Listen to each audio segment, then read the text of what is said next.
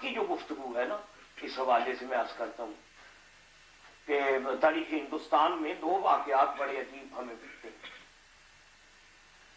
ایک واقعہ دلی میں آپ جانتے ہیں کہ ایک قبر ہے جس کا نام ہے مزار کا حضرت خواجہ باقی باللہ رحمت اللہ تعالی علیہ۔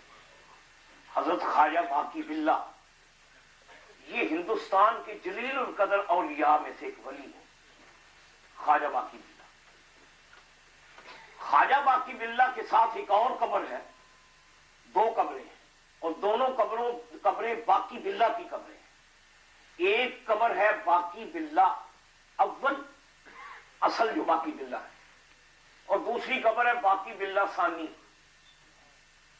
اچھا، دو باقی باللہ ہیں اکٹھے۔ تو ان کا جو ہسٹری میں آتا ہے نا، باقی باللہ بہت بڑے ولی تھے۔ تو ان کے مریدوں میں ایک نان بائی تھا جس کا کام تھا، جو تندور تھا وہ روٹیاں فروخت کرتا تھا۔ تو حضرت خواجہ باقی باللہ کا وہ پڑوسی تھا، اور جب وہ فارغ ہوتا تھا تو کبھی کبھی خواجہ صاحب کی محفل میں آ جایا کرتا تھا۔ اسے محبت تھی خواجہ باقی باللہ سے۔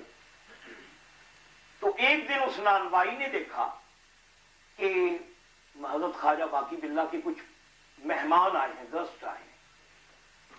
تو اس وقت کھانے پینے کا کوئی سامان نہیں تھا، تو اس نان بائی نے اپنی طرف سے خود یہ سوچا کہ یہ حضرت کے مہمان ہیں، تو اس وقت ان کے پاس کوئی کھانے پینے کی چیز نہیں ہے۔ تو وہ گیا اپنی دکان پہ، اسے آٹا گوندھ کے تازہ روٹیاں لگائیں اور کچھ سالن پیش کیا کہ حضور یہ آپ کے مہمان آئے ہیں، انہیں یہ پیش کریں۔ تو خواجہ باقی باللہ بہت خوش ہوئے کہ یہ میرے مہمانوں کے لیے لے کے آیا ہے۔ مہمانوں نے جب کھانا کھا لیا نا، تو اب یہ کہہ رہے کہ اللہ تعالیٰ کے ایک ولی کی موج کی بات ہے، خواجہ باقی باللہ کو وہ نان بھائی اچھا لگا کہ اس نے میرے مہمانوں کی عزت کی۔ اللہ کے ولی نے موڈ میں آ کر کہا نان بھائی سے کہ بھائی تو نے بڑی خدمت کی، مانگ لے جو مانگنا ہے۔ تو یہ وقت کی بات ہوتی ہے، کبھی اللہ والے آ جائیں اب اپنے موڈ پہ، مانگ لے جو لینا ہے۔ اب وہ نان بھائی جو ان پڑھ تھا بیچارہ، پڑھا لکھا تو نہیں تھا، اس نے کہا حضور آپ نے فرمایا مانگ لے جو مانگنا ہے، تو حضور دیں گے تو مانگوں گا میں آپ سے۔ تو مسکرا کے فرمایا بھائی دینے کے لیے ہی تو کہا ہے، مانگو مانگو، کیا مانگتے ہو؟ حیران ہوں گے آپ بھی، حیران ہوں گے نان بھائی نے مانگا کیا۔ اس نے کہا سرکار بات یہ ہے، یہ دنیا 4 روز ہے، سدا ادھر بیٹھ نہیں رہنا، میں زمین نہیں مانگتا، کوئی جاگیر نہیں مانگتا، مال دولت نہیں مانگتا۔ حضور اگر کچھ دینا ہے نا تو ایسا کریں، آپ باقی باللہ ہیں، مجھ کو بھی باقی باللہ بنا۔ یہ عجیب بات ہے، مجھ کو بھی باقی باللہ بنا دیں۔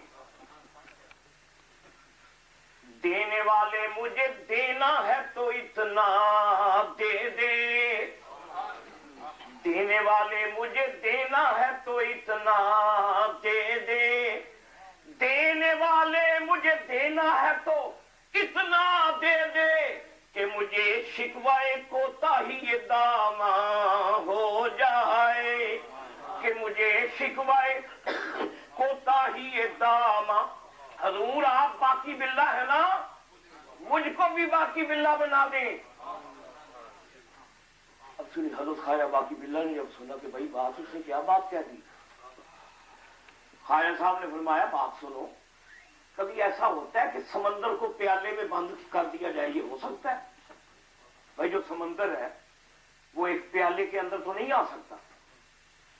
تو نے یہ کہا کہ مجھے بھی باقی باللہ بنا دو، تو کیا ایک سمندر پیالے میں بند ہو سکتا ہے؟ تو سنیے نان بھائی کہتا ہے حضرت پیالہ ٹوٹ جائے گا نا، ٹوٹنے سے آپ بند کر دیں سمندر اس کے اندر۔ اچھا یہ تاریخ کی بات ہے، اچھا یہ کوئی کہانی نہیں ہے۔ آپ جائیں دلی میں جا کر دونوں قبریں دیکھ لیں، دونوں قبریں موجود ہیں۔ آپ نے فرمایا اچھا بھائی یہ بات ہے، تو چلو وضو کرو۔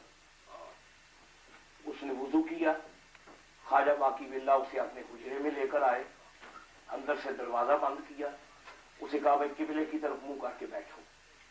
وہ قبلے کی طرف منہ کر کے بیٹھا۔ اب اللہ ہی جانتا ہے کہ باقی باللہ نے کیا ضرب ید اللہ ہی لگائی تھی وہاں سے، آپ نے کیا پڑھا, کیا دعا مانگی کہ اس کے چیخنے کی آوازیں آئیں. وہ چیخا. نان بھائی پیالہ ٹوٹنے پہ آئے نا, پیالے کے اندر اب سمندر بند ہونے والی بات ہے. اس کی چیخوں کی آواز سنی لوگوں نے, اور جب خواجہ باقی باللہ نے دروازہ کھولا تو ایک باقی باللہ نہیں, دو باقی باللہ نے. نان بھائی سر سے لے کر پاؤں تک اس کی شکل باقی باللہ کی طرف ہو گئی, بالکل باقی باللہ. فرق صرف اتنا تھا کہ جو اصل باقی باللہ تھے وہ مسکرا رہے تھے, نان بھائی رو رہا. اور پھر چند لمحے وہ زندہ رہا, پھر اس کا وصال ہو گیا, اس کو دفن کیا گیا. تو دونوں باقی باللہ کی قبریں ایک ساتھ ہیں. یہ ہندوستان کا واقعہ ہے. یہ جو باقی باللہ ہے نا, جن کی آپ نے بات سنی ہے, خواجہ باقی باللہ, انہوں نے اپنے مریدوں میں اپنا ایک خواب بیان کیا. مرید ان کے بیٹھے ہوئے تھے حضرت خواجہ باقی باللہ کے. انہوں نے کہا بھائی مجھے عجیب ایک خواب آیا. حضرت کیا خواب دیکھا ہے؟ آپ نے فرمایا میں نے خواب میں دیکھا کہ ایک شاہین ہے جو خلاؤں میں پرواز کر رہا ہے. شاہین وہ کبھی فضا میں بلند ہوتا ہے, کبھی نیچے آتا ہے, کبھی اوپر جاتا ہے. تو اس طرح پرواز کرتے کرتے وہ شاہین کلا بازیاں کھاتا کھاتا وہ شاہین میرے بازو کے اوپر آ کر بیٹھ گیا. شاہین میرے بازو پہ بیٹھ گیا.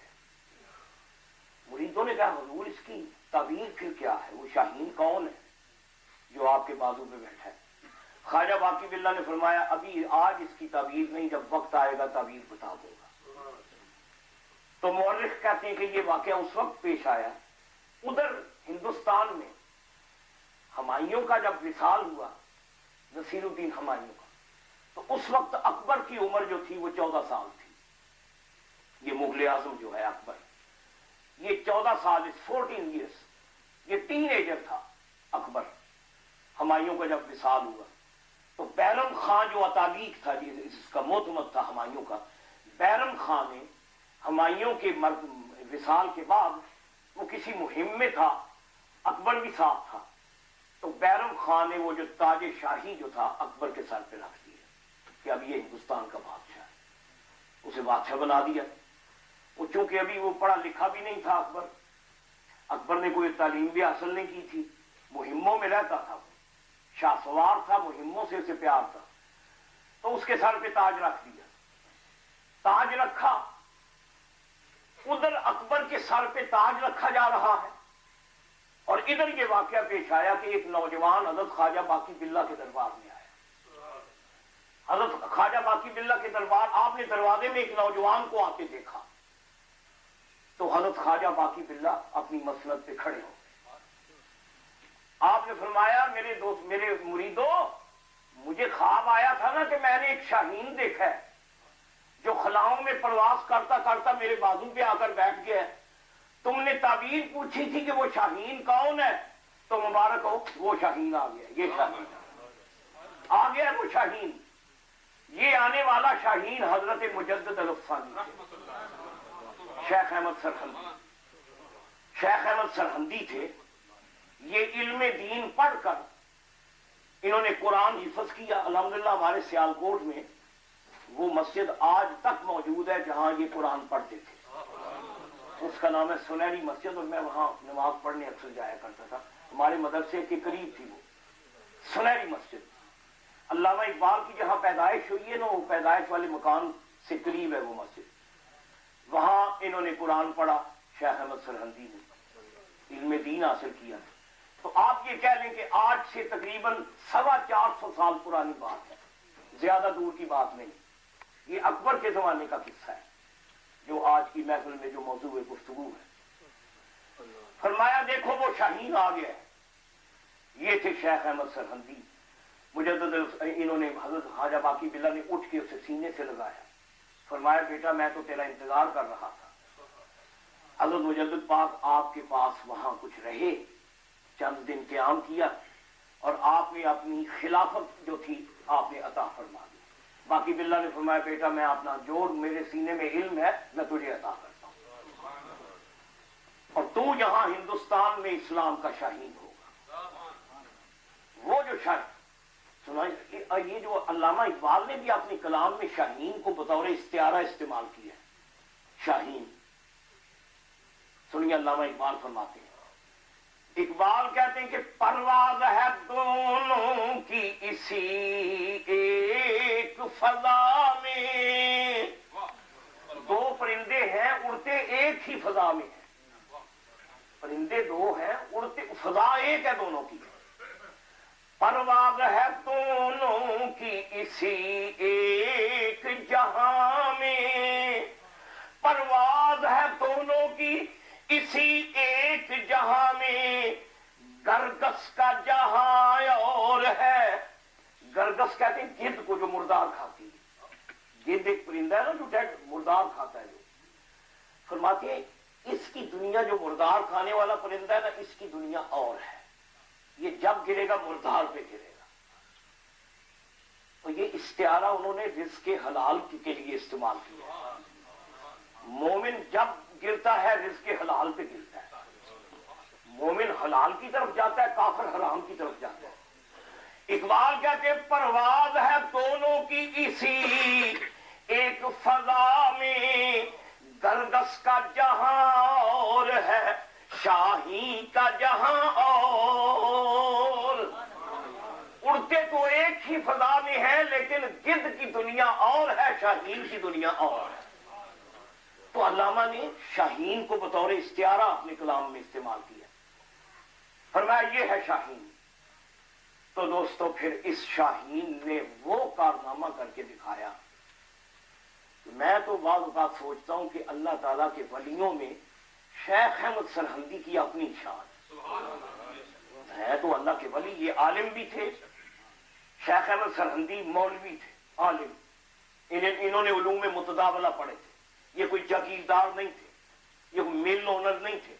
کسی بادشاہ کے بیٹے نہیں تھے. یہ کسی بڑی برادری سے ان کا تعلق نہیں. ایک مولوی تھے. حافظ قرآن مولوی. اور مولوی ایسا جو مرشد والا مولوی. کچھ مرشد والے ہوتے ہیں نا کامل والے. تو عالم دین تھے حافظ قرآن تھے محدث تھے مفسر تھے فقیہ تھے اور مرشد والے تھے. یہ ان کا حدود اربع کہنے کہ یہ ان کی شخصیت تھی. ایک مسجد میں قرآن پڑھا. مدرسے میں دین کا علم پڑھا. پھر ایک مدرسے میں خطیب لگ گئے. وہاں کو قرآن کا درس دیتے تھے اکبر آباد میں. تو زمانہ تھا اکبر کا. اور آپ جانتے ہیں کہ یہ جو اکبر بادشاہ ہے پوری مغلیہ خاندان کی ہسٹری دیکھیں تو آپ کو کچھ فرق تو آپ کو ویسے ہی نظر آ جائیں گے. مثلا ظہیر الدین بابر جو تھے بانی مغلیہ خاندان کے ان کی تصویر دیکھیں. ظہیر الدین بابر کی جب پکچر آپ دیکھتے ہیں تو اس کے چہرے پر سنت رسول نظر آتی ہے داڑھی. نصیر الدین ہمایوں اس کی بھی داڑھی تھی. اچھا یہ جو شہزادہ سلیم جہانگیر اس کی بھی داڑھی تھی. شاہ جہان کی بھی داڑھی تھی. بہادر شاہ ظفر کی بھی داڑھی تھی. اور اورنگزیب عالمگیر ان کی بھی داڑھی. یہ سنت. بلکہ ان کی تصویریں دیکھیں تو ایسے لگتا ہے جیسے کسی مسجد کے امام ہیں. پوری داڑھیاں متشرہ داڑھیاں. لیکن اکبر ایک ایسا بادشاہ ہے اس کی پکچر دیکھیں اس کی داڑھی نہیں ہے. یہ بے ریش ہے. تو میں یہ کہوں گا کہ شکل ہی بتاتی ہے. اس کی شکل مغلیہ خاندان سے ہٹ کر ہے.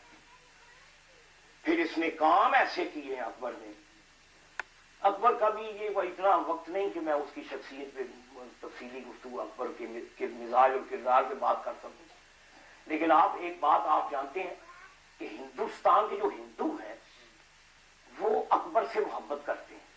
انہوں نے فلم بھی بنائی تھی مغل اعظم. اس پہ مغل اعظم اکبر پہ فلم بنائی انہوں نے. اورنگزیب عالمگیر پہ نہیں بنائی. ہندو کو اکبر اچھا لگتا ہے لیکن اورنگزیب عالمگیر ہندو کو اچھا نہیں لگتا. کیوں جناب ایسے ہی ہے نا. آپ کسی ہندو سے مغلیہ خاندان کی بات کر کے دیکھیں تو وہ اکبر کی تعریف کرے گا. کہے گا بہت اچھا بادشاہ تھا. اورنگزیب عالمگیر کو وہ گالیاں نکالے گا. تو یہ ہندو کا اکبر کو پسند کرنا اور اورنگزیب عالمگیر کو ناپسند کرنا یہ دلیل اس بات کی کہ ادھر کو معاملہ ہے ضرور کوئی ایسا معاملہ ہے کہ ہندو اس سے محبت کیوں کرتا ہے اکبر سے. تو وہ جو معاملہ ہے نا میں عرض کرتا ہوں وہ معاملہ یہ تھا کہ اس میں کوئی شبہ نہیں کہ ہندوستان کی تاریخ میں مغلیہ خاندان میں سب سے زیادہ مضبوط حکومت جو تھی وہ جلال الدین اکبر کی تھی. یعنی کامیاب حاکم تھا اور پورے انڈیا پہ اس نے خوبصورت حکومت کی, اس میں کوئی شبہ نہیں. بادشاہ اچھا تھا, حکومت اس کی کامیاب تھی, لیکن اس نے کملی والے کے اسلام کو بہت نقصان پہنچایا, اسلام کو نقصان پہنچایا. اکبر کو یہ کہا گیا, کیونکہ وہ پڑھا لکھا نہیں تھا نا, اگر اس نے دین پڑھا ہوتا, یہ بھی بات یاد رکھیں کہ قرآن کا علم, حدیث کا علم, دین کا علم انسان کو گمراہی سے بچاتا ہے. اکبر نے پڑھا نہیں تھا, یہ ان پڑھ تھا. اگر اس کے سینے میں نبی کریم کی حدیثوں کا علم ہوتا, یہ کسی شیخ کے پاس بیٹھا ہوتا تو اتنا گمراہ نہ ہوتا. کیونکہ اس کے پاس یہ علم دین نہیں تھا, اس لیے گمراہ کرنے والوں نے آسانی سے اکبر کو اسلام کے ٹریک سے ہٹا دیا, اسلام کے راستے سے اکبر کو اتار دیا. یہ ہندو کی سازش تھی, ہندو نے استعمال کیا مسلمانوں کو. ہم مسلمان بڑے سادے لوگ ہیں, استعمال بڑے ہو جاتے ہیں, ہماری تاریخ ہی ایسی, کیا کریں, استعمال ہو جاتے ہیں. وہ جعفر بنگال و صادق استقل, ننگے ملت, ننگے دین, ننگے وطن. مسلمان اعلی کار بن جاتا ہے, یہ سادے لوگ ہیں, یہ ٹریپ ہو جاتے ہیں, یہ جال میں آ جاتے ہیں. یہ سازش تھی ہندو کی. ہندو میدان میں مسلمان کا مقابلہ نہیں کر سکتے تھے. انہوں نے کہا کہ بادشاہ کو ایسے ٹریک پہ ڈالا جائے کہ یہ اسلام کے راستے سے ہٹ جائے, اور اس سازش میں استعمال کیا مسلمانوں. یہ ایک جھوٹا مفروضہ تھا جو اکبر کے مائنڈ میں ڈالا گیا کہ نبی کی نبوت کی ڈیوریشن جو ہے زیادہ سے زیادہ جو ہے میکسیمم آپ کہہ لیں 1000 ایئر ہے. اس کے بعد نبی ایکسپائر ہو جاتے ہیں, پھر نئے نبی کی ضرورت ہوتی ہے. تو اکبر کی جب تاج پوشی کی گئی تھی اس وقت نبی کریم کو وصال فرمائے ٹھیک 1000 سال گزر چکا تھا. حضور کو وصال فرمائے 1000 ایئر بیت چکا تھا. یہ بات ہے 11ویں صدی عیسوی کی, ہجری کی. تو انہوں نے کہا کہ جناب حضرت محمد کا جو ڈیوریشن تھا نبوت کا وہ ختم ہو گیا ہے.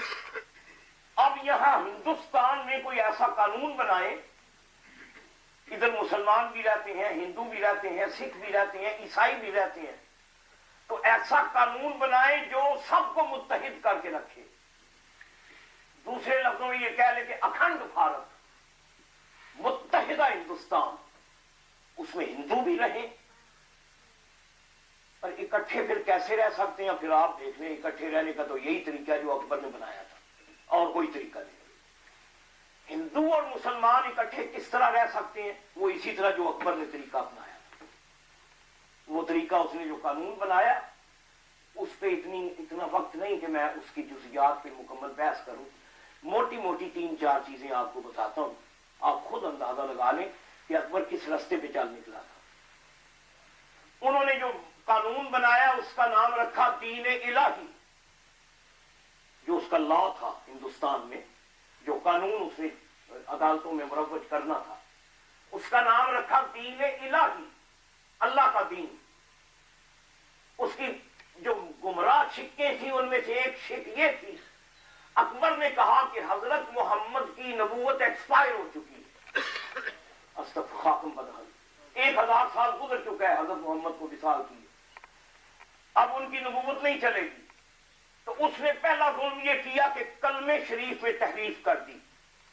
دین الہی میں جو کلمہ تھا وہ تھا لا الہ الا اللہ, یہ تھا, اس میں توحید تھی, لا الہ الا اللہ.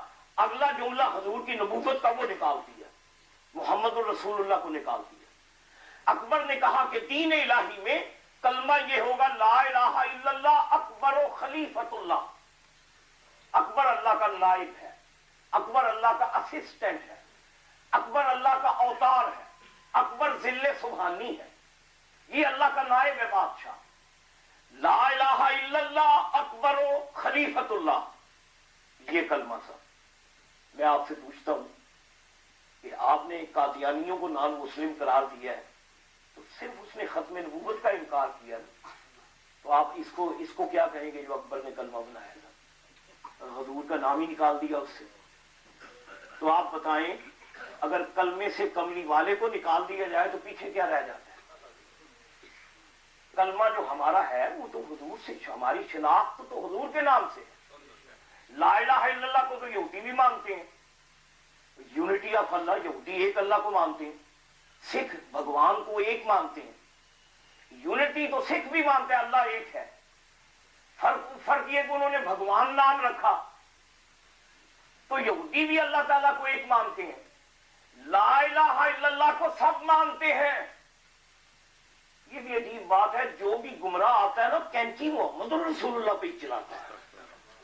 یہ ٹرک باز ہے نا جو دین میں نقب لگانے والے لوگ، توحید پہ کینچی نہیں چلاتے۔ دیکھو اکبر نے بھی توحید کو نہیں چھیڑا تھا، لا الہ الا اللہ کو رکھا تھا اکبر نے بھی، کینچی محمد الرسول اللہ پہ چلائی تھی۔ تو ہر گمراہ جو آتا ہے اسلام میں رکھنا ڈالنے، وہ کملی والے کی نبوت پہ اٹیک کرتا ہے۔ تو اکبر نے کلمہ بدل دیا، لا الہ الا اللہ اکبر و خلیفۃ اللہ، ایک بات۔ دوسری بات، اکبر نے کہا کہ ہندوستان میں ہندو کی غالب اکثریت ہے، ہندو زیادہ ہے، مسلمان۔ بعض مورخ کہتے ہیں کہ اس وقت اکبر کے زمانے میں جو ایوریج تھی وہ تقریباً 9% تھی، مسلمان 9 سے 15 کے درمیان، مورخوں کا اختلاف ہے مورخوں کا کہ پرسنٹیج جو تھی یہ تھی۔ تو اکبر نے کہا کہ ہندو زیادہ ہے اور اس ملک میں ہندوؤں کی تعداد زیادہ ہے، تو یہ کتنی زیادتی کی بات ہے کہ یہ مسلمان گو ماتا کو کھاتے ہیں، یہ گائے ذبح کرتے ہیں۔ گائے ہندو کا خدا ہے، یہ ہندو اس کی پوجا کرتا ہے گائے کی، اور یہ مسلمان روز دن چڑھتا ہے تو ہندو کے خدا کو گرایا ہوتا ہے، وہ خدا کو ذبح کر رہے ہوتے ہیں۔ تو اکبر نے کہا کہ یہ تو دل توڑنے والی بات ہے، کہ یہ تو بری بات ہے کہ آپ اتنے ہندوؤں کا دل، ہندوؤں کے خدا کھا جاتے ہیں۔ بات یہ ہے مسلمان ایک ایسی قوم ہے جو قوم ہندوؤں کا خدا کھا جائے وہ ہندوؤں کو چھوڑتے ہیں، ان کے خدا کھا جاتے ہیں۔ تو اکبر نے کہا کہ یہ گو ماتا یہ تو ہندو کا خدا ہے، لہذا آج کے بعد گائے کے ذبیحے پر پابندی، ہندوستان میں کوئی گائے ذبح نہیں کرے گا۔ اور مورخوں نے لکھا ہے کہ اس نے کہا کہ پہلے پتہ چلے گا تو اسے وارننگ دی جائے گی، سیکنڈ ٹائم پتہ چلا تو اس کو جرمانہ کیا جائے گا، تھرڈ ٹائم اگر اس نے گائے ذبح کی پھر اس کی انگلیاں کاٹی جائیں۔ اس طرح کا قانون تھا، تو گائے پہ پابندی لگا دی اکبر صاحب نے۔ سوال کیا گیا کہ جی پھر ماس، یہ مسلمان گوشت کھاتے ہیں تو اگر گائے کا گوشت نہ کھائیں تو کیا کھائیں؟ تو وہ ہے اس کا عقل دیکھیں، اس نے کبھی کیا کھائے؟ خنزیر کھائیں۔ تو یہ مذاق کی بات نہیں، آپ اٹھا کر دیکھیں اس کی۔ اس نے کہا کہ آج کے بعد میں گائے کو حرام کر رہا ہوں اور خنزیر کو حلال کر رہا ہوں، خنزیر کا گوشت کھاؤ۔ ایک شک یہ تھی۔ پھر اس نے کہا کہ یہ عورتوں کے لیے بات، آپ حیران ہوں گے کہ یہ 400 سال پرانی بات ہے۔ تو اکبر نے کہا کہ یہ جو پردہ ہے شرع محمدی کا، جو عورت پردہ کرتی ہے، یہ کتنی بےہودہ بات ہے۔ یہ عورت کو پردے میں رکھتے ہیں تو اس کو گھر میں قید کرتے ہیں۔ اکبر نے قانون بنایا کہ کوئی مسلمان عورت پردے کے ساتھ باہر نہیں نکل سکتی۔ آپ ادھر یورپ میں دیکھتے ہیں الحمدللہ مسلمان اس کاف کے لیے ادھر فائٹ کرتے ہیں، مسلمان الحمدللہ کوشش کرتے ہیں کہ ہماری بچیاں پردے میں رہیں، لیکن اکبر نے ہندوستان میں یہ قانون بنا دیا تھا کہ کوئی مسلمان عورت پردہ کر کے بازار نہیں آ سکتی، پردے پر پابندی لگا دی۔ پھر مزے کی ایک اور بات دیکھیں، اکبر صاحب نے یہ کہا کہ بھائی یہ مولویوں کی باتیں دیکھو، یہ مولوی کتنے نیرو مائنڈڈ لوگ ہیں، سارے آدم کی اولاد ہیں، ہندو بھی آدم، ہندو کا باپ بھی آدم ہے، عیسائی کا باپ بھی آدم ہے، مشرک کا باپ بھی آدم ہے، سب آدم کی اولاد ہے۔ تو یہ کہتے ہیں کہ مشرک کے ساتھ نکاح نہیں ہو سکتا، مولوی کہتے ہیں کہ مشرک کے ساتھ نکاح نہ کرو۔ اکبر نے کہا میں حکم دیتا ہوں ہندوستان کے مسلمانوں کو کہ اپنے رشتے ناتے ہندوؤں کے ساتھ کریں۔ ان کو اپنی لڑکیاں دیں، ان سے اپنی لڑکیاں لیں تاکہ مضبوط ہندوستان وجود میں آئے۔ یہ موٹی موٹی چند باتیں میں آپ سے پوچھتا ہوں کہ اللہ کے گھر میں بیٹھے ہیں، یہ کوئی چھوٹا ظلم تو نہیں تھا جو اکبر صاحب کر رہے تھے؟ قانون کا حصہ بن گیا کہ ہندوؤں کے ساتھ نکاح کریں، ان کی بیٹیاں اپنے گھروں میں لائیں، اپنی بیٹیاں ہندوؤں کو دیں۔ اور اکبر نے صرف قانون نہیں بنایا بلکہ اس پہ پریکٹیکلی عمل کر کے دکھایا۔ اکبر نے خود ایک شادی کی، راجہ بہاری مل کی بیٹی، ہندو تھا وہ راجہ اس کے نورتن میں، بہاری مل کی بیٹی سے اکبر نے خود نکاح کیا، اور اس کے بطن سے یہ جہانگیر پیدا ہوا۔ جہانگیر کی ماں ہندو تھی، تو اکبر نے ہندو عورت کے ساتھ شادی کر کے قانون بنایا کہ مسلمانوں کو کہا کہ تم بھی ہندوؤں کے ساتھ رشتے کرو۔ میں آپ سے پوچھتا ہوں کہ یہ جو 3-4 موٹی موٹی باتیں میں نے آپ کو عرض کی ہیں، اگر یہ چلتی رہتی، اگر مسلمان اپنے رشتے ہندوؤں سے کرتے رہتے، اگر کلمے میں یہ تبدیلی بدستور رہتی، تو مجھے بتائیے کہ کیا مسلمانوں کا وجود ہندوستان میں باقی رہنا تھا؟ مسلمان ختم ہو جاتے، بس 1-2 جنریشن کی بات تھی، اسلام ختم ہو جاتا ہندوستان سے۔ یہ جو، اور پھر مزے کی بات یہ ہے کہ اکبر کو بادشاہ کو چھوٹا بادشاہ نہیں، اکبر پورا جو سب کانٹیننٹ جسے کہتے ہیں، سکم بھوٹان کی جو ریاستیں ہیں یہ بھی اکبر کے ماتحت تھیں، اور ادھر افغانستان کے کچھ علاقے بھی اکبر کی حکومت میں تھے، اور ادھر آسام تک اکبر کا سارا پورے ہندوستان کا غیر متنازع بادشاہ، جس کی حکومت میں چڑی بھی پر نہیں مار سکتی، اتنا مضبوط بادشاہ، اور اس نے ایسے غیر اسلامی قانون بنا دیے۔ مورخ کہتے ہیں کہ اکبر کے زمانے میں کئی جو سچے مسلمان تھے وہ ہجرت کر کے مکے اور مدینے چلے گئے، کہنے لگے ادھر کیا زندہ رہنا، یہ تو ادھر اسلام ختم ہو گیا ہے۔ اس ظالم نے کلمہ بدل دیا، پردے پہ پابندی لگا دی، خنزیر کو حلال قرار دے دیا، شراب کی اجازت دے دی عام، اس کے دربار میں عام شراب پلایا جا، پانی کی طرح شراب چلتی تھی۔ تو یہ سب غیر اسلامی باتیں شروع ہوئی۔ ہندوستان میں دین الہی کا جب پرچار ہوا، اس کے خلاف جو جد و جہد جسے کہتے ہیں، اسٹرگل جس نے کی، وہ کوئی بادشاہ نہیں تھا، اس کے پاس کوئی لشکر بھی نہیں تھا، اس کے پاس کوئی فارن ایڈ بھی نہیں تھی، اس کے پاس ڈالروں ریالوں کی بھرمار بھی نہیں تھی۔ جس نے مقابلہ کیا اکبر کی اتنی بڑی بادشاہت کا، آپ جانتے ہیں وہ صرف ایک سیدھا سادہ درویش، عالم دین اور رسول اللہ کے دین کا خادم شیخ احمد سرہندی رحمۃ اللہ، یہ بات ہے۔ میں آپ سے پوچھتا ہوں، ایک مسجد، آپ تو انگلینڈ میں رہتے ہیں، کیا ہے ویلیو، کیا ہے مولوی کی؟ آپ کی نظر میں آپ تماشے لگاتے رہتے ہیں نا مولوی کے ساتھ، مولوی تو بائیں آپ کا کہہ رہے، ادھر سے نکالا ادھر بھیجا، کیا ہے مولوی؟ سنیے، یہ طاقت ہے نا جو پرخلوص لوگ ہوتے ہیں۔ شیخ احمد سرہندی کا جو حدود علب ہے وہ کیا تھا؟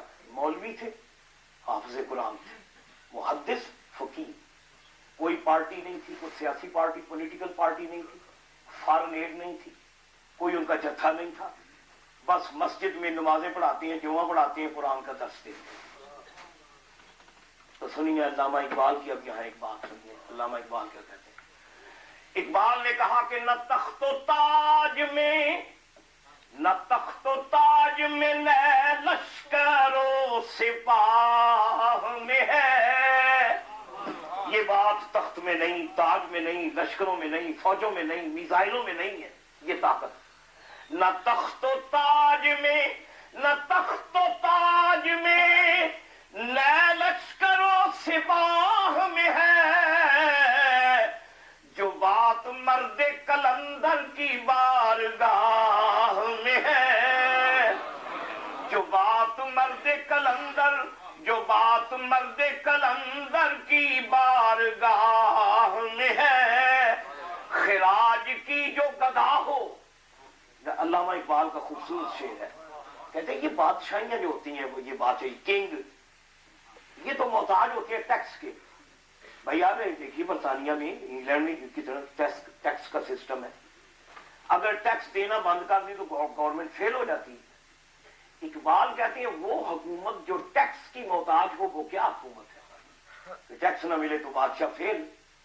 خراج کی جو گدا ہو وہ کیسری کیا ہے. خراج کی جو گدا ہو وہ کیسری کیا ہے.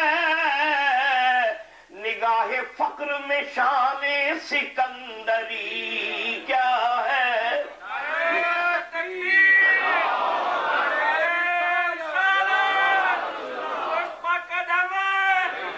نگاہ فقر میں نگاہ فقر. اور سنیے حفیظ صاحب، حفیظ کا ایک شعر ہے. کون کہتا ہے کہ دارا سکندر اچھا. یہ دارا یہ سکندر یہ بادشاہ لوگ تھے نا. کون کہتا ہے کہ دارا سکندر اچھا.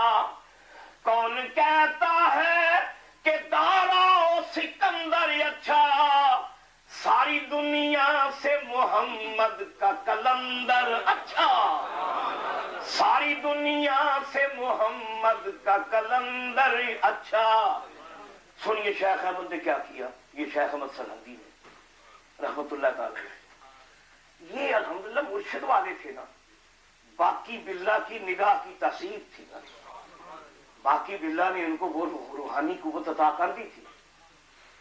آپ نے کیا کیا کہ جو مرید ہوتے ہیں نا آپ کے دربار میں آتے ہیں، کہتے ہیں حضرت دعا کریں، بڑی پریشانی ہے، بیماری ہے، گھر میں لڑائی جھگڑا ہے، مختلف جو مسئلے ہوتے ہیں تو ان کے پاس مرید آتے تھے. تعویذ دیں حضرت، کوئی اللہ اللہ کرے کوئی تعویذ لکھ دیں تو مجدد پاک کہتے ہیں ہاں فقیر آپ کو تعویذ دے گا اور اللہ بیٹا بھی دے گا، اولاد بھی دے گا، لیکن یہ تعویذ کنڈیشن ہے، شرط ہے. کیا شرط؟ فرماتے ہیں پہلی شرط یہ تم نے داڑھی نہیں نہ رکھی، داڑھی رکھو، سنت رسول رکھو. بیٹا لینا ہے نا اللہ سے، اللہ سے بیٹا لینا ہے نا، تو بیٹا کیا سمجھتے ہیں بیٹا کوئی ایسے ہی مل جائے گا. فرماتے گارنٹی میں دیتا ہوں، گارنٹی میں دیتا ہوں، داڑھی رکھو. تو جس کو بیٹے کی ضرورت ہے وہ کہتا ہے حضرت کامل پیر ہے، ٹھیک ہے جی داڑھی رکھتا ہوں، داڑھی رکھنا. ایک شرط ادھر اکبر نے قانون بنایا کہ داڑھی رکھنا جرم ہے. دین الہی میں قانون تھا داڑھی رکھنا جرم ہے. وہ داڑیاں منڈوا رہا تھا، مجدد داڑیاں رکھوا رہا. فرمایا داڑھی رکھو، وہ داڑھی رکھ لی اس نے. فرمایا تعویذ دوں گا اللہ بیٹا بھی دے گا، لیکن ایک شرط اور ہے. کیا؟ فرمایا کہ یہ تعویذ اپنی بیوی کے گلے میں ڈالنے سے پہلے اپنے محلے میں گائے ذبح کرو جا کر. تو گائے پہ اکبر نے پابندی لگائی ہوئی تھی نا، گائے ذبح کرو، گائے ذبح کر کے اس کا گوشت محلے میں تقسیم کرو. اب جس کو بیٹے کی ضرورت ہے کہتے بھائی اولاد نہیں ہے تو اتنا بڑا معاملہ، کہتے حضرت یہ بھی کر دیتے. اکبر نے گائے پہ پابندی لگا رکھی ہے، مجدد پاک گائے کو ذبح کروا رہے ہیں. یہ میٹھا میٹھا ایک انداز تھا حضرت مجدد کا. پھر آپ کے جو مرید ہوتے تھے نا مجدد کے، تو آپ دیکھتے تھے اپنے مریدوں میں جو جانباز، بہادر، نڈر، جو جان پہ کھیلنے والا، اس کو دیکھتے تھے کہ اس میں یہ ٹیلنٹ ہے، یہ دین کی خاطر کٹ مرے گا. مرید ہوتا تھا اس کو خلافت عطا فرما دیتے. فرماتے تھے بیٹا جا فلاں علاقے میں تیری ڈیوٹی لگاتا ہوں، تم فلاں ضلع میں جاؤ، فلاں صوبے میں جاؤ. اکبر اپنے حاکم مقرر کر رہا ہے، مجدد اپنے خلیفے مقرر کر رہا ہے. اچھا یہ کام چل رہا تھا بس اس طرح میٹھی میٹھی. آپ اسے کہہ سکتے ہیں سر کولڈ وار، جسے کہتے ہیں کولڈ وار. یہ کولڈ وار ہوتی ہے نظریات کی جنگ. جب نظریات ٹکراتے ہیں تو یہ کولڈ وار جو تھی لڑی مجدد نے اکبر کے خلاف، کامیابی سے لڑی. کہ اکبر کے دربار میں مولک کہتے ہیں یہ بیرم خان، یہ مہابت خان. مہابت خان مغلیہ خاندان کا سب سے کامیاب جرنیل تھا. مہابت خان حضرت مجدد علی ثانی کا مرید تھا،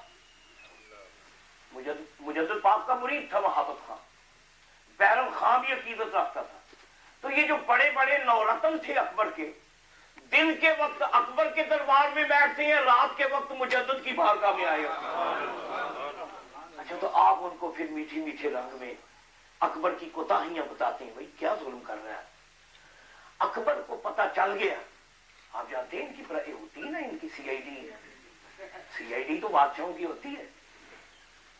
تو اکبر کو پتا تھا کہ ایک مولوی ہے جو شرارتیں کر رہا ہے میرے ساتھ، شرارت ہی کہتے ہیں نا اس کو، ایک مولوی ہے جو میرے لیے یہ میرے خلاف چل رہا ہے۔ اور اس کے کان بھرے گئے اکبر کے، یہ کیا، یہ 2 ٹکے، یہ حلوے مانڈے کا مولوی، 2 رکعت کا امام، 2 رکعت کا امام، یہ ملا کی ٹرم ہے نا، وہ جو جدید لوگ کہتے ہیں یہ 2 رکعت کے امام، یہ 2 رکعت کا امام ہے، آپ اتنے بڑے بادشاہ ہیں، یہ کیا کر رہے ہیں؟ اکبر صاحب آپ نے اس کو ڈھیل دے رکھی، اسے پکڑے۔ وہ اکبر نے کہا چھوڑو یار، یہ حلوے مانڈے کی کھیل ہے، چلنے دو، اس کا ہوا چل رہا ہے۔ اکبر نے امپورٹنس نہیں دی، اس نے کہا کہ یہ مولوی یہ خود اپنی موت مر جائے گا، میں نے اگر اس پہ ہاتھ ڈالا تو اس کو امپورٹنس مل جائے گی، یہ اور بھی مشہور ہو جائے گا۔ تو اکبر نے اپنے زمانے میں مجدد پاک سے کوئی، ہاں البتہ ایسے، ہاں ایک واقعہ میں نے تاریخ میں پڑھا ہے، اور یہ تاریخ فرشتہ میں یہ واقعہ موجود ہے، محمد قاسم فرشتہ نے لکھا یہ کہ اکبر ایک بہت بڑی مہم سال کر کے آیا، بہت بڑی مہم فتح کر کے آیا، اور اس نے کہا کہ اکبر آباد میں جتنے شہری ہیں ان کو ہم ایک جوڑا انعام میں دیں گے اور ان کو سرکاری دعوت میں بلاتے ہیں، ہم نے ایک بہت بڑا قلعہ فتح کیا جو فتح نہیں ہو رہا تھا۔ تو اس میں حضرت مجدد پاک بھی چونکہ اکبر آباد میں رہتے تھے، ان کو بھی انوائٹ کیا اکبر نے۔ تو اکبر نے تماشا یہ کیا، یہ بادشاہوں کے عجیب انداز ہوتے ہیں پنچ کرنے کے لیے۔ اس نے ایک خیمہ بنایا اپنی طرف، اور اس خیمے میں لیٹسٹ فرنیچر جو تھا اس زمانے میں وہ لگایا، ٹیبل لگائے، طرح طرح کے کھانے، شاندار کھانے پکوان وہاں لگائے، اور باہر بینر یہ لکھے برائے پیروکاران دین الہی، جو لوگ اکبر کے دین الہی کو مانتے ہیں وہ ان خیموں میں آ کر کھانا کھائیں۔ تو اس میں شاندار فرنیچر اور اس میں بہترین کھانے اور بڑا شاندار انتظام، لائٹنگ، چراغاں۔ اور دوسرا خیمہ جو بنایا وہ مورخ کہتے ہیں مسجدوں کی صفیں، جو ٹوٹی صفیں اکٹھی کر کے نا وہ زمین پہ بچھا دی، اور مسجدوں کے لوٹے اکٹھے کر کے رکھ دیے، اور لنگر کی دال پکا دی، دال، اور باہر یہ بینر لگایا برائے پیروکاران دین محمدی، جو دین محمد کو مانتے ہیں وہ ادھر بیٹھ کے یہ صفوں پہ بیٹھ کے کھائے، اور جو اکبر کے دین الہی کو مانتے ہیں وہ اس شاندار فرسٹ کلاس کی جو ادھر آئے۔ تو آپ جانتے ہیں جو حوث زر، جن کو جو دنیا دار ہوتے ہیں، وہ گئے ٹوٹ کر اکبر کے ان خیموں میں۔ مجدد پاک آئے، تشریف لائے، آپ نے یہ جب تماشا دیکھا تو مورخ کہتے ہیں کہ مجدد نے اپنے مریدوں سے کہا بیٹو غم نہ کرنا، اکبر نے مجھ سے مذاق کیا ہے، کیا اس نے مذاق ہے، لیکن بات ٹھیک کی ہے، میرے کملی والے زمین پہ بیٹھ کے کھایا، اس نے کیا تو مذاق ہے ہمارے ساتھ، لیکن ہے یہ حقیقت، ہمارے نبی جو تھے وہ تو زمین پہ، حضور زمین پہ بیٹھ کے کھاتے تھے، اور ان صفوں پہ بیٹھنا یہ سنت ہے رسول اللہ کی۔ فرمایا غم نہ کرو، الحمدللہ یہ حضور کی سنت ہے۔ تو مجدد پاک وہاں بیٹھے، آپ حیران ہوں گے یہ اس سے ولی کی کرامت کیا ہے۔ یہ مورخ کہتے ہیں کہ آپ نے پھر اپنی ان صفوں کے گرد ایک دائرہ کھینچا چھڑی کے ساتھ، اور کہا مریدوں سے کہا کہ بھائی اس دائرے سے باہر نہیں نکلنا۔ دائرہ کھینچا، مجدد پاک نے دعا مانگی کہ یا اللہ تیرے دین پر اتنی مصیبت آ پڑی ہے ہندوستان میں، کلمہ پڑھنا جرم ہے، داڑھی رکھنا جرم ہے، پردہ کرنا جرم ہے، حلال پر پابندی ہے، حرام کو عام کر دیا گیا، اب یہ اتنے مذاق کر رہا ہے، یا اللہ تو اپنے دین کا محافظ ہے، مولا اپنے دین کی لاج رکھ۔ مجدد پاک نے دعا مانگی، مورخ کہتے ہیں خدا جانے وہ ہوائیں کہاں سے آئی تھیں، تیز ہوا چلی، کئی 100 کلومیٹر کی سپیڈ پر ہوائیں چلی، طوفان باد و باران آیا۔ مورخ کہتے ہیں کہ اکبر کے وہ جو خیمے تھے نا وہ اس طرح بانس اڑنے لگے جیسے تیلے تنکے اڑتے ہیں، بانس بانس اڑے اس کے خیمے فضا میں اڑے اور ایک بانس تنکے کی طرح اڑتا اڑتا اکبر کی پیشانی پہ آ کے لگا. کئی لوگ گر کر زخمی ہو گئے اور اکبر کی موت جو ہے اسی ضرب کی وجہ سے ہوئی تھی. اکبر مر گیا اور وہاں ابتری پھیل گئی تو اکبر کا وہ جو تماشا تھا وہ تو بگڑ گیا سارا, لیکن مجدد کا جو دائرہ تھا وہاں ایسے ہوا چل رہی ہے جیسے مدینے سے ہو کر آ رہا ہے. مدینے کی ہوائیں چل رہی ہے. یہ ایک واقعہ میں نے حضرت مجدد پاک کے حالات میں پڑھا ہے. اکبر کی موت کے بعد پھر آپ جانتے جہانگیر صاحب آئے تھے. جہانگیر تو یہ دوہری مصیبت بن گئی. جہانگیر یہ اکبر کا بیٹا تھا تو یہ جنگ تھا تو اس کو حضرت مجدد سے زیادہ دشمنی تھی. یہ اس مولوی نے میرے باپ کو ساری زندگی پریشان کیے رکھا ہے. تو جہانگیر زیادہ دشمنی رکھتا تھا. اور دوسری مصیبت یہ بنی کہ اس کی جو مسز تھی, اس کی بیوی نور جہاں, یہ امپورٹڈ وائف تھی. امپورٹڈ, آپ جانتے ہیں ہندوستان والے جو امپورٹڈ وائفز کو نہیں پسند کرتے. یہ انڈیا کی ہسٹری ہے نا, جو امپورٹڈ بیویاں ہوتی ہیں ان کو یہ نہیں مانتے. تو یہ امپورٹڈ تھی, یہ ایران سے آئی تھی. یہ ایک نور جہاں کا وطن ایران تھا اور ایران سے یہ شیعہ کے جراثیم لے کر آئی. شاید یہاں اکبر کے زمانے تک تاریخ اٹھا کر دیکھیں پورے ہندوستان میں شیعہ نہیں تھا. سنی تھے, مذہب سنی تھا. مغلوں کا سرکاری مذہب سنی تھا. سرکاری زبان پرشین فارسی تھی. فارسی سرکاری زبان تھی. مذہب سنی عقیدہ تھا. تو یہ نور جہاں چونکہ ایران سے آئی تو یہ اپنے ساتھ ادھر کے پھر جراثیم بھی لے کے آئی ساتھ. وائرس شیعہ کا وائرس آ گیا.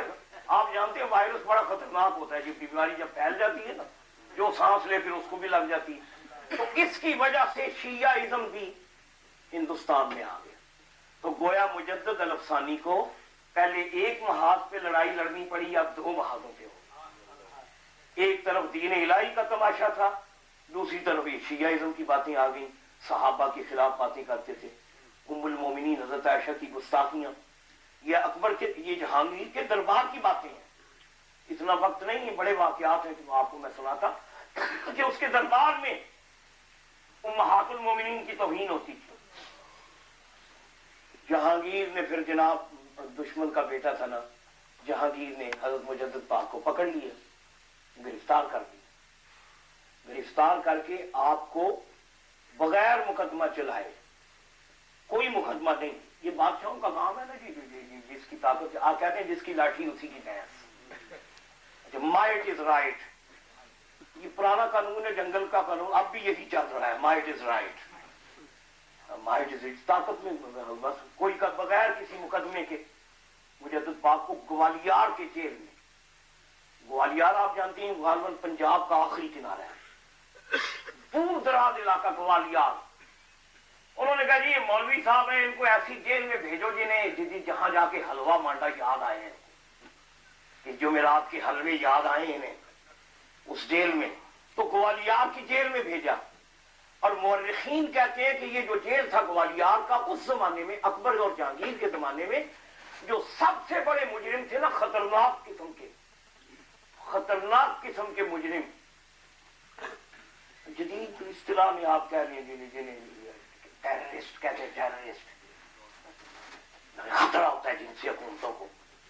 اس زمانے میں کہہ رہے تھے جنہیں وہ مغلیہ امپائر جنہیں ٹیررسٹ کہتے تھے کہ یہ خطرناک ہیں, یہ رساگیر ہیں, یہ قاتل ہیں.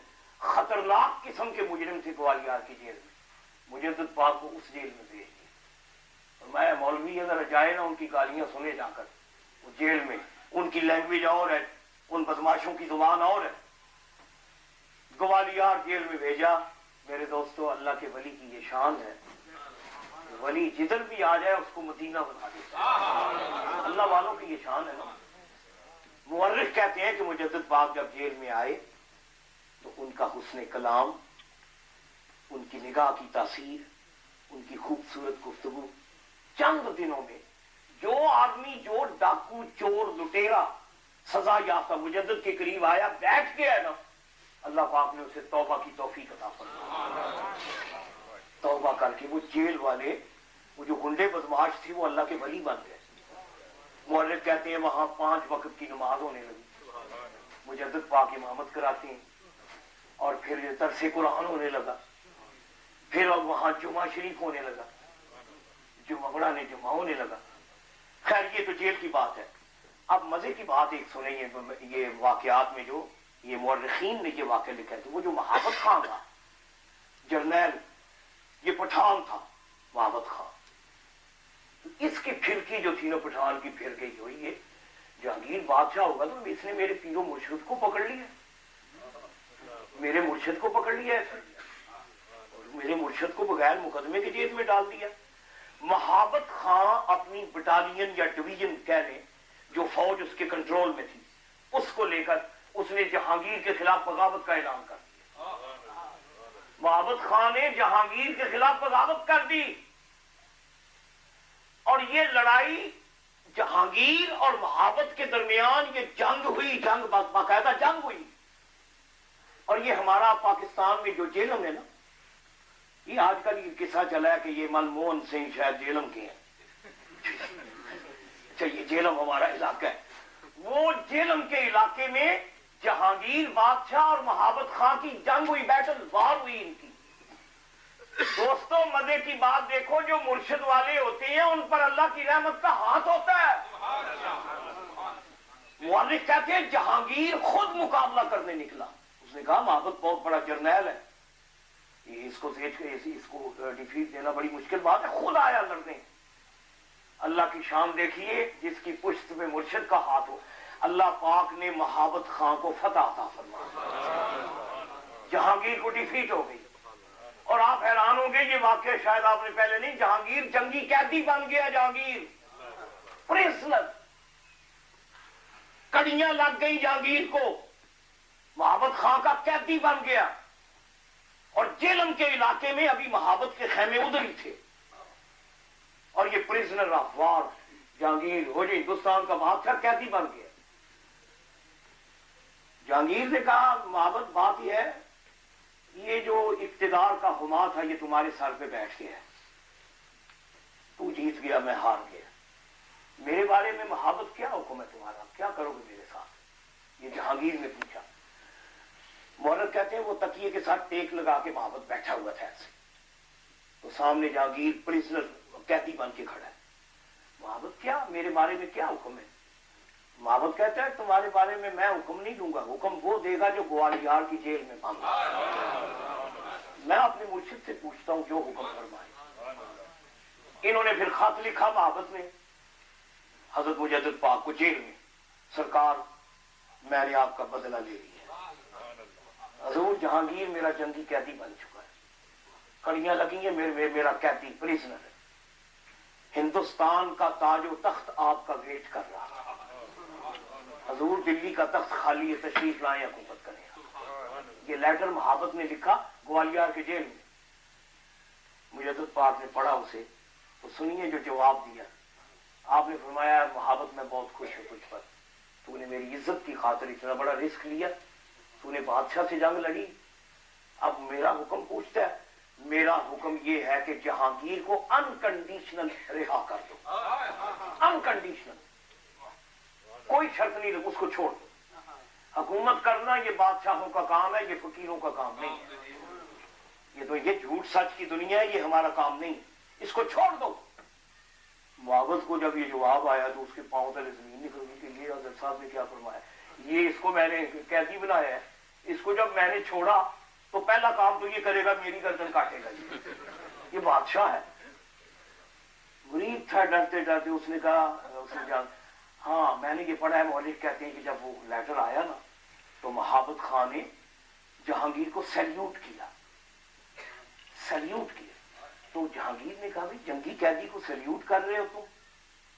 اس نے کہا جناب نہیں, بات یہ ہے آپ جسے مولوی کہتے تھے, آپ کہتے تھے کہ جمعرات کی روٹیاں ہیں اور یہ حلوے مانڈے کا قصہ یہ پیٹ کا دھندا ہے. دیکھو میرا پیر کتنا وسیع الصرف نکلا ہے. میرے مرشد نے تجھے انکنڈیشنل حکم دیا کہ اس کو چھوڑ. یہ لیٹر ہے میرے مرشد کا, میں آپ کو رہا کرتا ہوں. تو ایک تو واقعہ میں نے یہ پڑھا ہے تاریخ میں رہا کر دیا محبت نے، جہانگیر کو دوبارہ حکومت دے. ایک واقعہ اور ہے جس کا نتیجہ یہ نکلا کہ جہانگیر کے دل میں مجدد پاک کی محبت پیدا ہو. اللہ کے ولی جو ہے نا یہ دل جیتتے ہیں، یہ دلوں کو فتح کرتے ہیں. دنیا کے حاکم جسم کو فتح کرتے ہیں، ولی دل فتح کرتا ہے. مجدد پاک کے اس رویے نے جہانگیر کا دل جیت لیا. وہ جو جہانگیر اتنا دشمن تھا نا، اس کے دل میں اللہ نے مجدد کی محبت پیدا کر دی. کتنا عظیم ہے یہ مجدد الفاظ. ایک واقعہ یہ پڑا ہے، دوسرا واقعہ سمجھیں. 5 منٹ کی گنجائش ہے، پھر میں گفتگو ختم کروں گا. دوسرا واقعہ یہ ہے کہ جہانگیر کو خواب آیا. ایک واقعہ یہ بھی مورخوں نے لکھا ہے. خواب آیا، خواب میں حضور سید عالم کی زیارت ہوئی اس جہانگیر کو. تو خواب میں جہانگیر نے حضور کو سلام عرض کیا، السلام علیکم یا رسول اللہ. تو حضور نے اپنا چہرہ پھیر لیا. حضور نے جواب نہیں دیا. جہانگیر پھر آ کے کہتا ہے یا رسول اللہ میں نے سلام عرض کیا ہے. حضور فرماتے ہیں میرے بیٹے کو جیل میں ڈال رکھا ہے تو نے، اور مجھے سلام کرتا ہے. تو نے میرے بیٹے کو جیل میں ڈال رکھا ہے. یہ خواب آئی، جب آنکھ کھلی تو جہانگیر کی چیخ نکلی. ایک یہ واقعہ اور ایک دوسرا محبت کا واقعہ. نتیجہ یہ نکلا کہ جہانگیر کے دل میں مجدد پاک کی محبت پیدا ہوئی. اس نے پھر ایک پورا شاہی دستہ بھیجا، شاہی دستہ، کہ جا کے انہیں گارڈ آف آنر پیش کرو مجدد پاک سے، اور جا کے عرض کرو کہ جہانگیر آپ کو باعزت جیل سے رہا کر رہے ہیں. وہ آئے، ان کو سیلیوٹ کیا جہانگیر کے فوجیوں نے مجدد پاک کو کہ جناب جہانگیر نے آپ کو رہا کر دیا. آپ نے فرمایا ہم جیل سے نہیں نکلیں گے. یہ مزے کی بات دیکھیں. مجدد نے فرمایا جاؤ بادشاہ سے کہو کہ تمہارا جو ہندوستان ہے نا، باہر کی دنیا، اس سے جیل اچھی ہے. ادھر جمعے ہو رہے ہیں، ادھر نمازیں ہو رہی ہیں، ادھر قرآن کا درس ہو رہا ہے، ادھر داڑیاں رکھی جا رہی ہیں، ادھر شرع محمدی پہ عمل ہو رہا ہے. تمہارے ہندوستان میں محمد کے دین کو ذبح کیا جا رہا ہے. تمہاری حکومت سے گوالیار کا جیل اچھا ہے. نہیں، آزاد نہیں ہوں گے، نہیں نکلتے جیل سے. جہانگیر کہتا ہے حضور باہر آئے تو مجدد پاک فرماتے نہیں، ہم نے رہائی نہیں لینی. فرمایا اگر ہماری شرط پوری کرو تو ہم رہا کروں گا. میری ایک شرط ہے. تو آپ حیران ہوں گے، جہانگیر بادشاہ نے محضر نامہ جو سرکاری پیڈ کہہ لیں، لیٹر پیڈ اس پر اپنی مور لگا کر اپنے سائن کر کے خالی محضر نامہ مجدد کے پاس بھیجا کہ حضور میں نے مور لگا دی، میں نے سائن کر، اوپر جو لکھنا ہے لکھ لیں، جو لکھنا ہے لکھ لیں. یہ ہے اللہ کے ولی کی شان. اندازہ کریں کتنی بڑی حکومت، اس کا پورے کا پورا کر. یہ ہے اللہ کا ولی. حضور جو لکھنا ہے لکھ لو. نیچے جہانگیر کے دستخط اور مور لگی ہوئی ہے. آپ نے بلینک چیک دے دیا نا، بلینک چیک، جو لکھنا ہے لکھ لو. بلینک چیک دے دیا سائن کر کے. تو مجدد نے جو لکھا سنیے، پہلی شک جو آپ نے لکھی، نیچے جہانگیر کی مور بھی لگی ہے، اس کے سائن بھی ہیں. پہلی شک یہ لکھی، آج کے بعد ہندوستان سے اکبر کے دین الہی کو ختم کیا جا رہا ہے، دین محمد کو جاری کیا جا رہا ہے. ایک شک. دوسری شک، جس جس جگہ سے مسجدیں شہید کر کے منظر بنائے گئے تھے، حکم دیا جاتا ہے کہ ان مندروں کو گرا کر دوبارہ مسجدیں تعمیر کی جائیں. آپ یہ کہہ لیں کہ اکبر اور جہانگیر کا پورا جو قانون تھا، اس کا لا، اس کو اللہ تعالیٰ کے ولی کی ایک ضرب نے توڑ کے پاش پاش کر دیا. اور وہ جو دین الہی جس کا سکہ ہندوستان پہ چلتا تھا، مجدد کے ایک قلم کی جنبش نے اس کے قانون کو پاش پاش کر کے ہندوستان کی دھرتی پر محمد کے دین کو زندہ کر دیا. میں آپ سے پوچھتا ہوں، میں نے اتنا وقت نہیں تھا، بہت باتیں تھیں جو رہ گئیں وقت کی قلت کے باعث. میں نے بریف جو چیدہ باتیں آپ سے کی ہیں. یہ کام اسمبلیاں نہیں کر سکتی. بھائی قانون میں تھوڑی سی امینڈمنٹ کرنی ہوتی تو کہ لڑائیاں ہوتی ہیں اسمبلیوں میں. امینڈمنٹ کرنا، ترمیمیں کرنا قانون کو. ولی کی شان دیکھیے، اکبر کا پورا قانون ہی بدل کے رکھ دیا، دین الہی کو بدل کے دین محمد۔ پھر مجدد کا یہ فیض ہوا کہ اسی خاندان سے پھر اللہ نے اورنگزیب عالمگیر کو پیدا کیا، جس نے فتاوی عالمگیری لکھا، فتاوی عالمگیری لکھا اور ہندوستان میں نظام محمد کی بنیاد رکھ دی۔ آج جو ہم مسلمان ہیں، خواہ ہندوستان کا ہے یا پاکستان یا بنگلہ دیش، جدھر کا بھی ہے، میں اللہ کے گھر میں کہتا ہوں اگر مجدد پاک نہ ہوتے تو ہمارے والدین خدا جانے دھسور عام ہوتے، ہمارے ماں باپ کا نام نصور عام ہوتا۔ ہم جو مسلمانوں کے گھروں میں پیدا ہوئے ہیں اس کی وجہ یہ کہ شیخ احمد سرہندی نے وہ کام کر کے دکھایا۔ علامہ کہتے ہیں گردن نہ جھکی حاضر میں ہوا شیخ مجدد کی لحد پر۔ اقبال کہتا ہے میں ان کی قبر پہ سلامی دینے گیا، حاضر میں ہوا شیخ مجدد کی لحد پر، اللہ نے بر وقت کیا جس کو خبردار، گردن نہ جھکی جس کی جہانگیر کے آگے، وہ ہند میں سرمایہ ملت کا نگہدار۔ تو یہ ایک اللہ کے ولی، الحمدللہ ہمیں ولیوں سے محبت ہے۔ میرا یہ ایمان ہے کہ ہندوستان میں جو اسلام ہے یہ اللہ تعالیٰ کے ولیوں کا فیض ہے۔ یہ میں نے جو آپ کو سٹوری سنائی ہے یہ واز نہیں، ایک سٹوری تھی جو ہندوستان کی داستان، وقت کم تھا، بہت سی باتیں رہ گئیں، آپ نے بریفلی جو کچھ سنا ہے